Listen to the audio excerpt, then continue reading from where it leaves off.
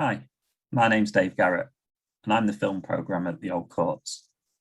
Thanks for coming along to this online screening of Rubika Shah's documentary, White Riot, and in conversation between BBC Radio 6 Music's Chris Hawkins and musician, activist, and broadcaster Tom Robinson. White Riot was one of my favourite films of last year, so when I had a chance again to champion this amazing film, I jumped at the chance. You'll be able to find a link to watch White Riot on the Old Courts website, so please hop along there after watching the In Conversation to see this amazing film.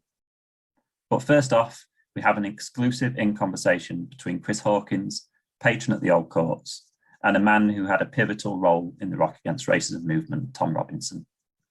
It's a really interesting chat about the backdrop of racism and Enoch Powell in the mid-1970s, and how Rock Against Racism brought its message to the masses in a big gig at Victoria Park.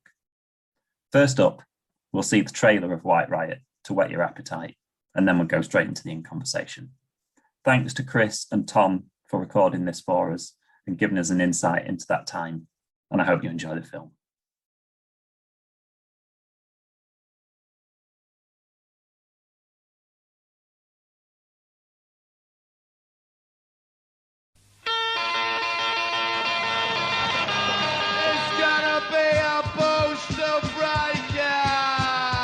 I was asked, would he come down and photograph the punk night? Suddenly, the Clash come on and bang! There was this incredible cultural explosion going on. It was a scary moment because punk could have gone either way. Some of the bands did have NF following. The National Front were growing incredibly. Keep our country free from invasion! They're not English! They don't belong here! We said what we need to do is do a gig, thing called Rock Against Racism. We're against racism in all facets of British life. We want rebel music, street music, music that breaks down people's fear of one another, music that knows who the real enemy is. Love music, hate racism. The energy and the potential of it was what pulled all these people on board. People in the room were artists and writers and political activists. It was immediate. I thought, this is a gang I'd like to join. At that time, there was a massive amount of police picking up black youth. I met this man, Red Saunders. He was like, we've got to get together, we've got to build something. Rock Against Racism was white people finally waking up to the fact that there's racism here.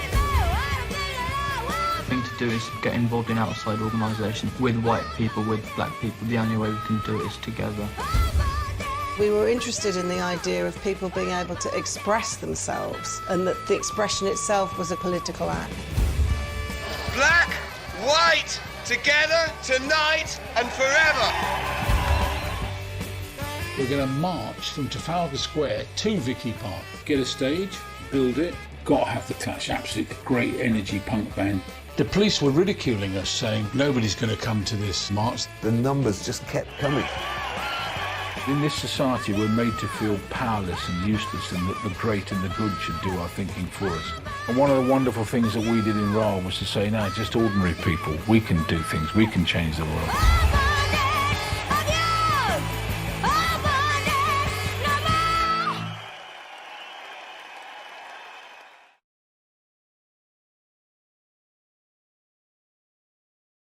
My first impression of the Rock Against Racism movement was simply the famous letter that appeared in both Melody Maker and NME and was just signed Rock Against Racism. And the text of that letter was so powerful.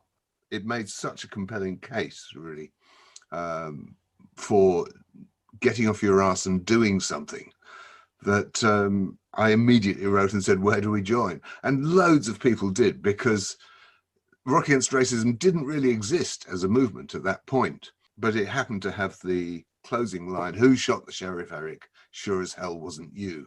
And we went dead right, you know. For context, Tom, how old were you at the time, and why were you so compelled to be a part of the movement? I was in my mid-20s at the time, and the first ever time that instead of the usual 3 political leaflets came through my door, there were 4 had just taken place. There were local council elections, and instead of Liberal, Labour, Conservative as our choice of parties, we had Liberal, Labour, Conservative and National Front. And that was like a slap in the face. You know, I know my history, and you know how the Nazi Party in Germany started out as a seemingly legitimate political group, and pursued that twin track of thugs and political respectability. And the National Front was clearly a fascist organization. They were even then running marches through racially sensitive areas, massively protected by the police, in order to provoke locals into reacting, so that they could point and say, look, these immigrants, they're all violent, they're all horrible. So I was aware that there was an issue and a growing threat with racism. And I'd grown up with the music of Eric Clapton, you know, the Blues Breakers. What a wonderful record. Blues Breakers with John Mayall and Eric Clapton. And of course, there was a lot of covers of black artists on there. And Eric had then had a huge hit with I Shot the Sheriff, again by a black artist. So for him to come out with the reported remarks that he had made in Birmingham on stage was gobsmacking, that a musician had made his living out of interpreting the works of black artists, to then talk about people as, and I'm sorry to use the word, coons, and there's a lot of foreigners around here and they should all be sent back, and Enoch Powell is right, was just amazing. And it's kind of like with Live Aid, when people saw these harrowing images on the telly of people starving in Ethiopia, and we were going, we're helpless, what can we even do about this? And Bob Geldof said, over here, and suddenly there was a focus. Same thing, this letter in The Enemy and The Melody Maker said, here's something we can do about this growing tide of racial intolerance. He wasn't the only one, Eric Clapton. Rod Stewart made comments, and so did Bowie. Bowie, I think, was badly mistaken. I think he was more incautious and up himself than he was a racist. So I think, yes, Rod Stewart and Eric Clapton both made remarks condoning Enoch Powell.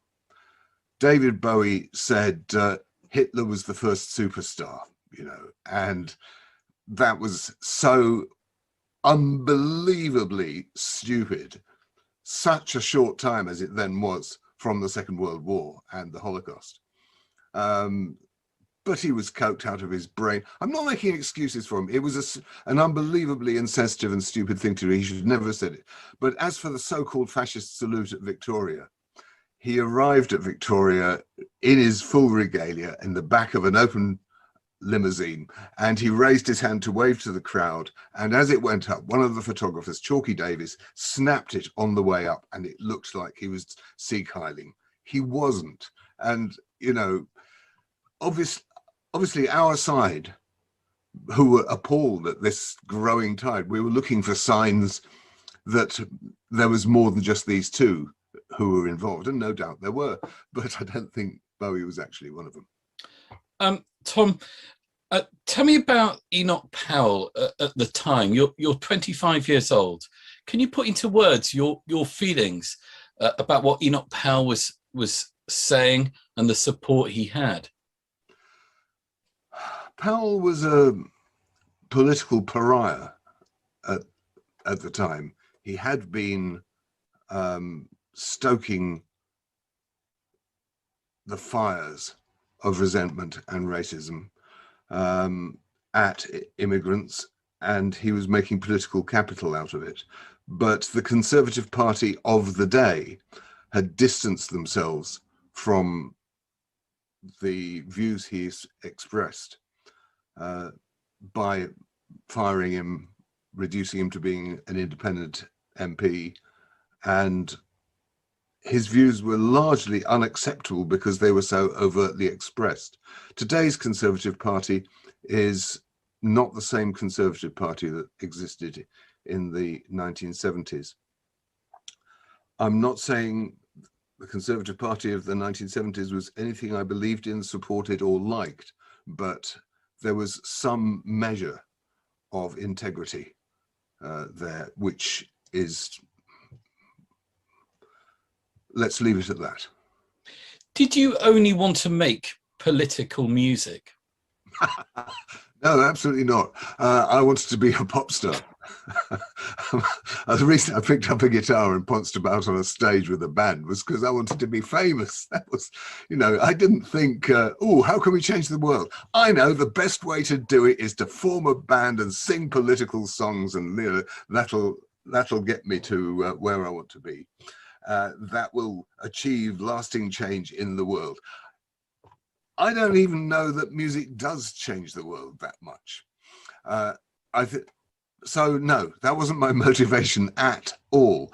But I'll say that it occurred to me in the process of trying to find an audience and trying to become a pop star, which I achieved for 15 minutes in 1977, that if you did then have an audience, you could perhaps help disseminate information to that audience that wasn't widely available. What you've got to remember is in those pre-internet days, information was a very, very much rarer commodity than it is today. Nowadays, if you want to hear any music that's ever been made by anyone, anywhere, it's pretty easy to go online and find it in a matter of 2 minutes on your phone. Back then, if you'd once heard something in the mid-60s on a John Peel show, there was a distant memory. You'd never hear it again. So similarly, for my own case, where I was a queer teenager, I thought I was the only one. There was nowhere I could find out different.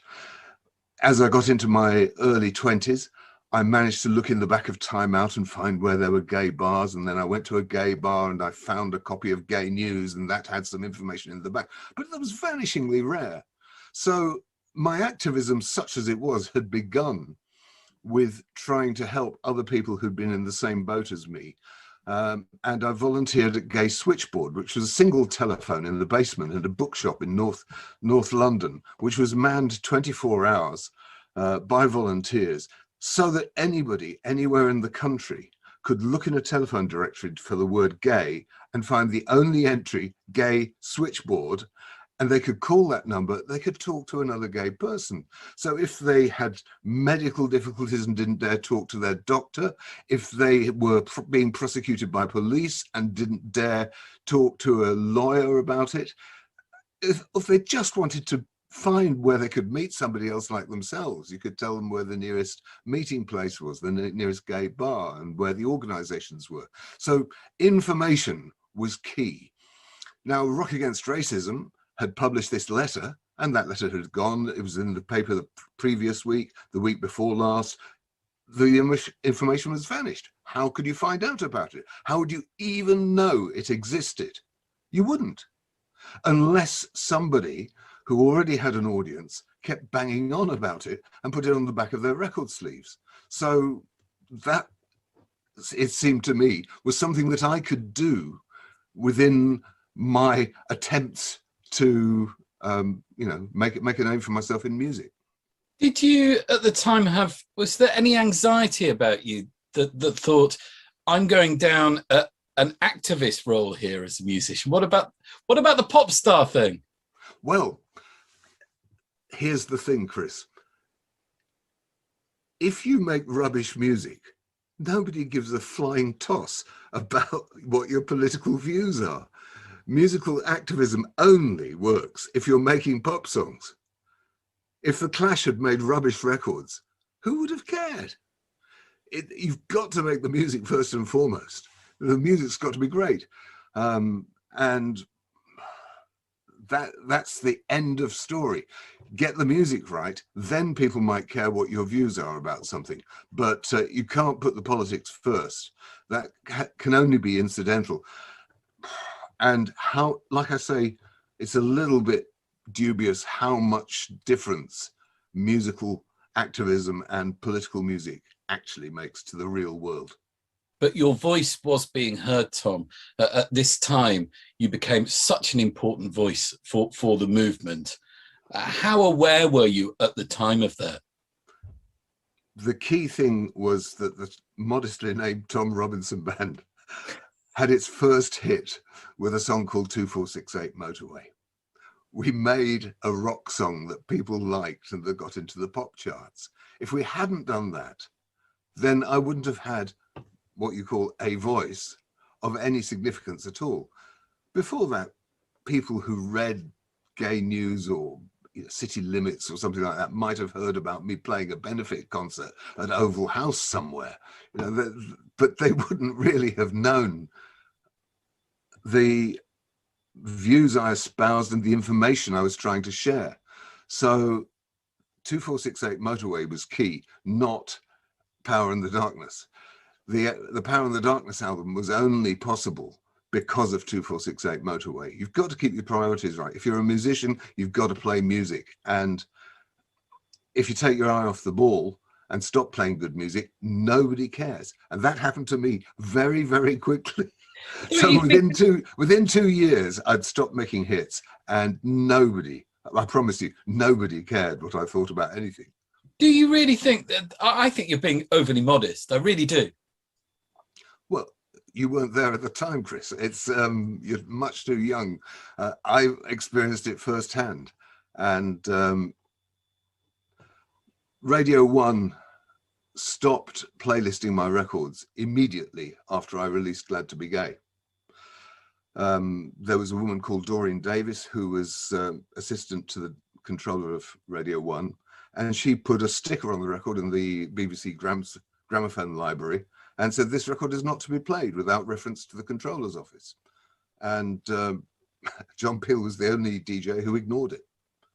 So I can't separate out my activism for gay rights or queer rights, as we should broadly say, because back then gay meant LGBTQ+, from my views on racism, from my views on feminism. You either live in a free and a fair society or you don't. And if you are being squeezed out of your life and being made a second-class citizen, if other people are being made second-class citizens for different reasons, you've got to stand up for them as well. Otherwise, you're fighting a losing battle. You've got to stand in solidarity. It's very important, isn't it, what you said there, that the Rock Against Racism movement was actually much more broad than that. It was about equality for all. Yeah, when they teamed up with the Anti-Nazi League in their second year of existence, then we started getting badges like school kids against the Nazis, gays against the Nazis, social workers against the Nazis.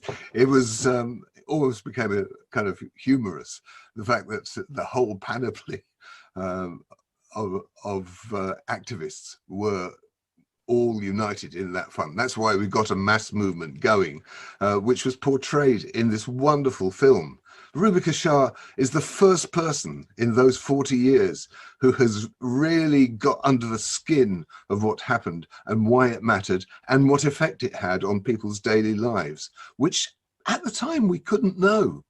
You do the work, you put it out there, you play the gig, you go home. You don't know what effect it's had on people's lives out there. And it's just marvelous in this film, hearing the difference that it made to people who attended it. So does that mean that you weren't so aware at the time of what you were doing? It's the nature of what we do. You yourself as a broadcaster, you make your programs every day, you talk into a microphone in a studio with nobody else there. You have no idea who's listening or what effects the records you're playing or the things you're saying between those records is having on the audience, until a listener writes back to you and says, Chris, that was a seminal moment for me 3 years ago when you said this or played that. And it's the same with music. You make the records, you go out there, you play the concerts, you may talk to a few fans afterwards, but you don't really know what effect your work is having. How confident were you, Tom, at being brought in as this voice of the movement? Were you at 25 sure of yourself enough? I wasn't anything like a prime mover in this movement. Or the movement's spokesperson. It was so much wider than that. I was at the time I volunteered my services to Rock Against Racism, I was an unemployed wannabe living in one room in Highgate. I didn't even own a guitar at the time. I was totally unknown, and I just said, if there's anything I can do, let me be involved. And everything that I did from then on, I tried to include Rock Against Racism in the range of stuff that we're doing. But I was just playing in pubs with a pickup band of musicians from other bands who would come and help me out. I'd written a load of songs simple enough to learn in the sound check. And then the band would learn the set during the sound check, and then we'd play. So it was totally grassroots, I promise you. At that time, I was very far from the most famous person who was involved in the early days of Rock Against Racism. And they were deliberately a grassroots movement. They didn't try and get big names in early on. I think the most famous person who played for them at the time was Carol Grimes and her boogie band, and Matumbi and Misty and Roots. These people had much bigger reputations than the Tom Robinson band. So it's only an accident of history that I happened to write 2468 Motorway and happened to get on the front cover of Melody Maker, that I was one of those many musicians who finally got the position where I could actually shout my mouth off about Rock Against Racism and make people aware of it. But in the meantime, while we were playing the pubs, I was Xeroxing newsletters that we'd give out to everyone who came to the gig, telling them where the next gigs were, telling them who was in the band, what they'd just seen, with funny stories about previous gigs we'd just done, with political opinion pieces by me, but also jokes by the drummer in Dolphinarian News. And then there was an agitprop column where we listed spare rib.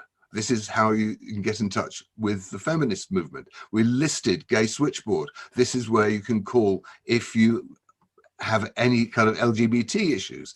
Here's the address of Rock Against Racism. They will send you a gig pack on how to set up a Rock Against Racism gig in your hometown. So it was disseminating information. Always information is what was key, because it wasn't available. So it was so important to be a communicator. And on the whole, that's been what I've done over the years, whether it was with radio or with music, was trying to communicate and share ideas with people that they might not otherwise have access to. A climactic moment, Tom, was of course the march, Trafalgar Square. I want to know what you remember about waking up that very morning. Excitement, certainly, because it was the big day, but we had no idea what the big day had in store. It's so easy with hindsight to say, oh, what did you feel the morning you woke up when you were about to go and sing to 80,000 people? We didn't know there was 80,000 people. We had no idea how many people would turn up. Again, there's no internet. You can't get people to tick a box on a petition or send you emails back saying, yeah, we're coming. So we thought, if we were really lucky, I mean, I say grandly we, the amazing team who ran Rock Against Racism thought, maybe if we're lucky, we will get 20,000 people. So they built a stage and a PA on that basis. It was bits of scaffolding. It was a very ramshackle old stage. There was no backstage area. There was no VIP area. There was no security other than kind of Rock Against Racism stalwarts standing about. We changed in the public toilets and at the back of the place where the stage was. Nowhere to hang out. There was no TV. The media just sent a news crew down in the middle of the afternoon and shot a bit of footage and went away again. It wasn't like Live Aid. It was an event completely unknown. So the PA was big enough to reach 20,000 people. At Trafalgar Square was the first time that we got an idea that this was going to be big. The numbers coming into the square and the fact that coaches were still arriving, phone calls coming in from people on coaches who were still on the A1, you suddenly realized this could be huge. And again, when you're in a march, you don't know how big it is. You don't know how far back it stretches. So I went on the march because I really wanted to be part of it. You know, most of the other bands very sensibly went straight to the gig so that they could get themselves ready. But I went on the march. There were a few National Front skinheads shouting outside a pub at the march, but you know, they were so outnumbered, like literally 2,000 to 1, that it was all not very threatening. And we arrived in the park, poured in through the gates, and I dashed over to the stage to try and sort of meet up with the rest of my band, make sure my bass guitar was there. It was an extraordinary thing as the people just didn't stop coming into the park. How did you feel about headlining above the Clash? The whole issue of the Clash headlining or not headlining the concert was a major bone of contention beforehand in the weeks running up to it. And the reason the Clash didn't appear on the poster was that they wouldn't positively confirm that they would attend, because their manager, Bernie Rhodes, was saying, no, my boys are going to headline, or they're not doing it. And the people at Rock Against Racism said, sorry, mate, but Tom and his band have gone out to bat for us. They're the right people to have a jam at the end and bring the reggae bands back together and, you know, perform on stage with all the other performers and sing something uniting. So there was this whole burning resentment that the Clash had not been headliners. And of course, in history, they were far the most important band. They could afford to be a bit generous about that in retrospect. But at the time, it was my 15 minutes of fame, and we had had more pop hits than they had. And crucially, the organisers wanted us on the bill last. So how was it backstage then? It was difficult backstage because Mick Jones, lovely man, you know, he was really friendly with us. He got up on stage with us and played guitar a couple of times. He was a good friend of Danny Custo's. So right at the end, Mick stuck around. He came back on stage and jammed with us at the end. He's a good egg. Joe Strummer never liked me. He was always quite sullen and resentful and snidey. I admired him massively. He was a major, important talent, an amazing songwriter, a great artist. But what can you do? If somebody doesn't like you, they don't like you. And it became clear that Bernie Rhodes' strategy was to take advantage of the fact that there was a 6 o'clock curfew imposed by the GLC on the park, so that the event had to stop. The music had to be cut off at 6 p.m. dead. So when the Clash took to the stage, they didn't come off again. And it was clear that they were just going to play and play and play until our set just disappeared down to nothing. And they refused all entreaties to come off the stage, begging, pleading, signaling, all the rest of it. In the end, the organisers pulled the plugs on them. And the official history of the Clash says that the Tom Robinson band got jealous of the Clash's great success and pulled the plugs on them, and we were the bad guys. I mean, it was just so unfair, so horribly unfair. But of course, history is written by the victors, and they ended up as worldwide icons. The Tom Robinson band became a kind of footnote in history. But it was unnecessary. that was not the event on which to be doing grandstanding or to be having petty battles about billing. It really, really was so contrary to the spirit of the event.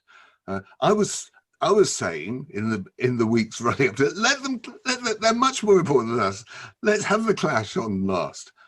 And you know, Red and Sid and Roger were going, I don't think so. What do you remember, Tom, about walking out on stage? The thing I most remember about walking out on stage was the fact that the generators that had been hired were very cheap and not up to the job of powering the PA at full volume with all the faders pushed to the end of the desk to try and wring the last bit of volume out of this tiny, pathetic PA that could no way reach 80,000 people in a park. So the generators started kind of groaning under the pressure and the voltage went down. Hammond organs take their pitch from the mains voltage. So the cycles of the voltage dictate what pitch the Hammond organ will play. The Hammond organ was a semitone out of tune with the electric piano that we had. So being in tune on stage with a keyboard for the most important gig of your life was not possible. I'm so glad there are no recordings of that performance because I'm sure it sounded ghastly, but that wasn't really the issue. I think it was probably distorted as all hell. It was probably near impossible to hear from about halfway back through the crowd, and yet it was the being there that counted.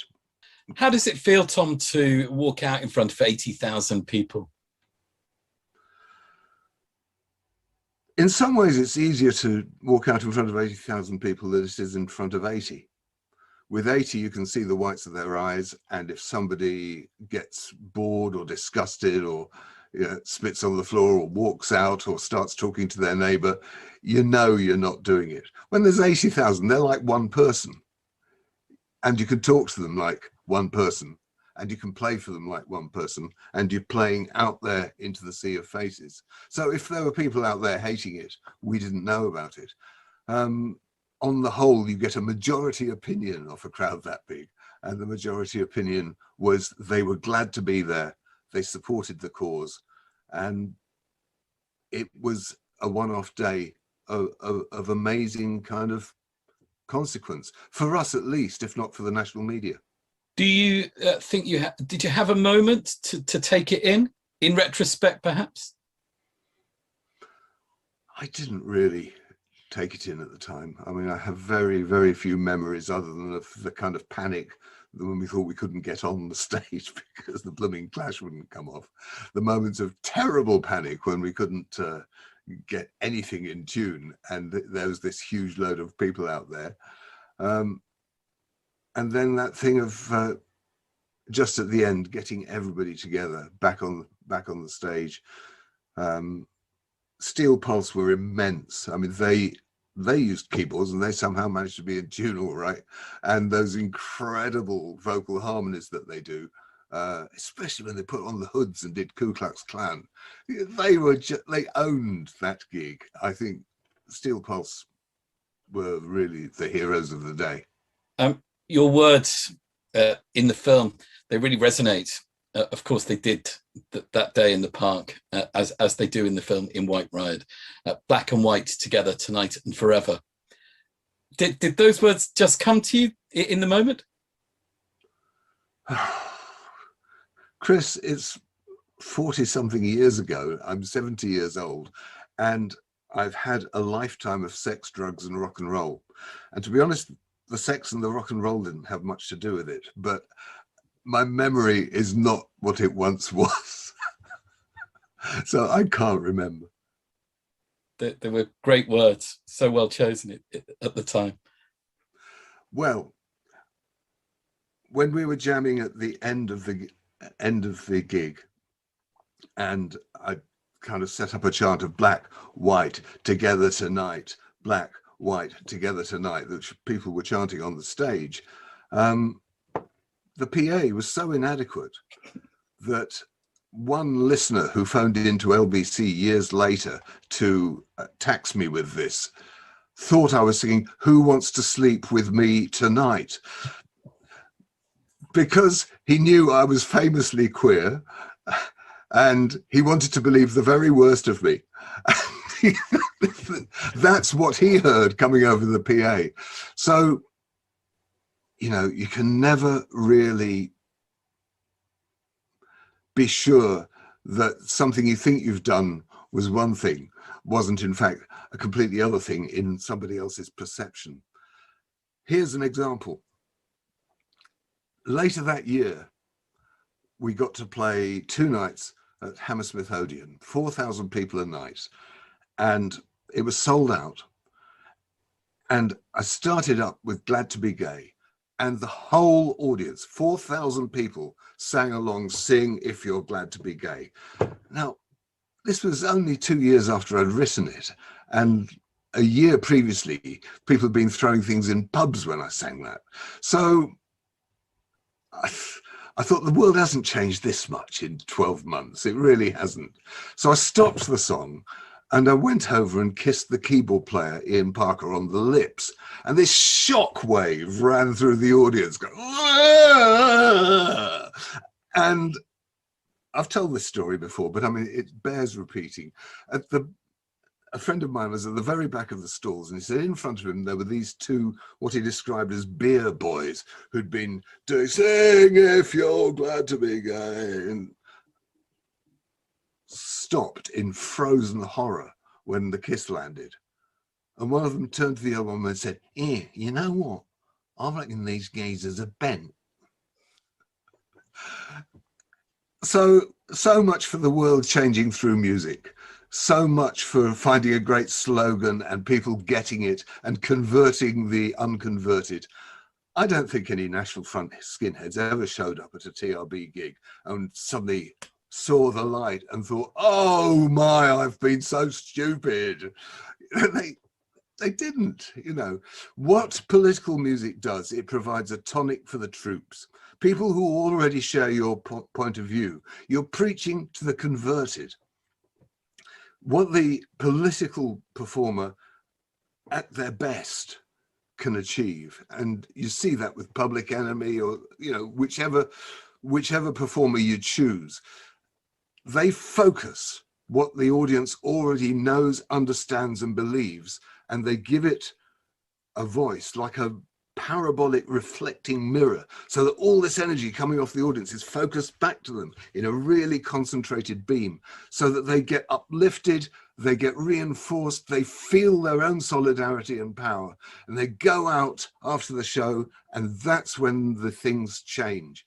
Because after a Rock Against Racism gig, after the Carnival against the Nazis, people did go out into their daily lives and feel uplifted and a sense of their own power and solidarity. Yes, we are right. And so they would argue with their dad. They would argue with their classmates, their workmates, people in pubs, if they voiced racist views at that time. It really helped give people a sense of strength and self-belief. But that's because they already believed the thing before they set foot at the concert. I don't think music has really the power to change minds. When we went out with Red Wedge in the mid-80s to try and persuade people to vote Labour, the only places that tour ever played were solid Labour voting towns. So it was a nice gesture, but I don't think we really changed the political landscape, as witnessed Margaret Thatcher's triumphant return to power after that election. So, yeah. I don't think anybody who supported Live Aid thought starvation in Africa was a good thing, and then got converted.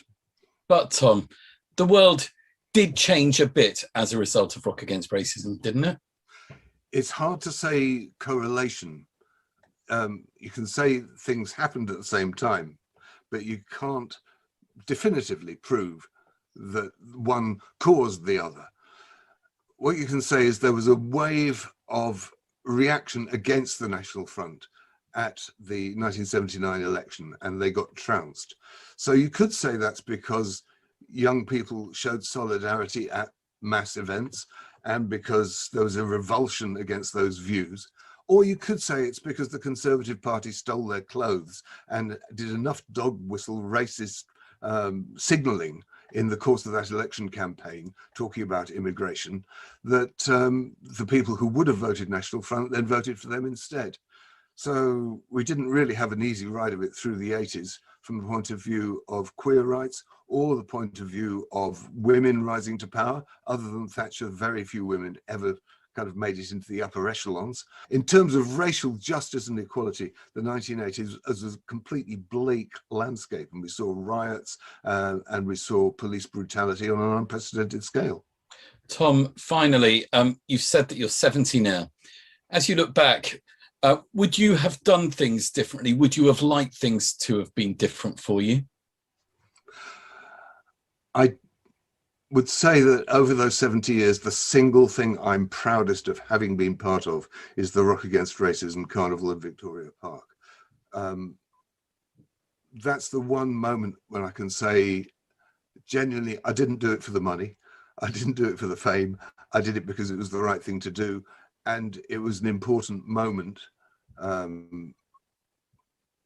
Yeah, I'm prouder of that than of anything.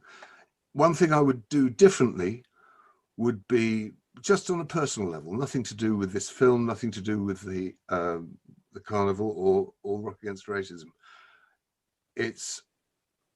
I'd always had this thing with the TRB fan base that if anybody ever wrote to us with a stamped addressed envelope, they would always get a reply. That was the promise that we made early on when we were playing those pubs with those Xerox newsletters. And I kept it up. And while we were playing Hammersmith Odeon, I was going back to hotel rooms with a sack of mail and replying just a brief note with a signature to every letter that came in. And it's the single stupidest thing that I have ever done in my entire career, trying to keep faith with the audience for an impossible promise, because they didn't want letters from me. They wanted songs. My job was to write bloody songs, not to write bloody letters.